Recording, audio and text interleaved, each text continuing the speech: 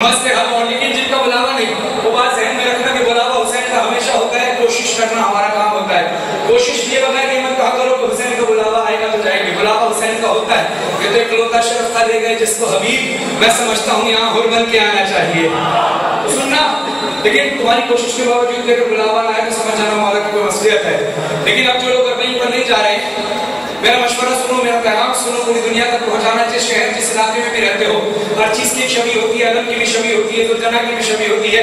जो जुलजना की ज़ियारत नहीं कर पाए बस वो इस वक्त शमी जुलजना की ज़ियारत कर लेता है। जो हरम की ज़ियारत नहीं कर पाता मौला हुसैन के वो शमी रोज़ा इमाम हुसैन अलैहिस्सलाम की ज़ियारत कर लेता है। जो हाजी अब्बास के हरम पर नहीं जा पाता वो आलम पर आकर दुआ कर लेता है। हम निस्बतों के मानने वाले हैं, तो फिर हर चीज की एक शमी होती है। करबला के माहौल की शमी बनी, तो फिर अगर तुम्हारा दिल तड़प रहा हो, दिल कहे कि आज चेहलों में और सब नजर से करबला पैदल जा रहे हैं और मैं अपने मुल्क, अपने शहर, अपने इलाके में, अपने घर में मौजूद हूँ, तो फिर उसी लम्हे नियत करना एक ऐसा छोटा सा हुसैनी परचम हाथ में उठाना, गाजी अब्बास हाथ में उठाना, नंगे पैर अपने घर से अकेले निकल जाना।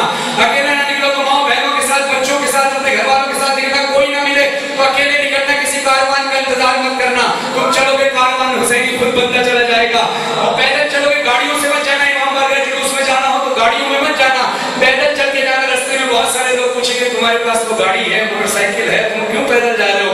कहना कि मैं इसलिए पैदल जा रहा हूँ ताकि अगली बार तुम्हें वीडियो बनाकर भेजूं कि हुसैन में मुझे इस वॉक के सदके, इस मिश्री के सदके मुझे करबला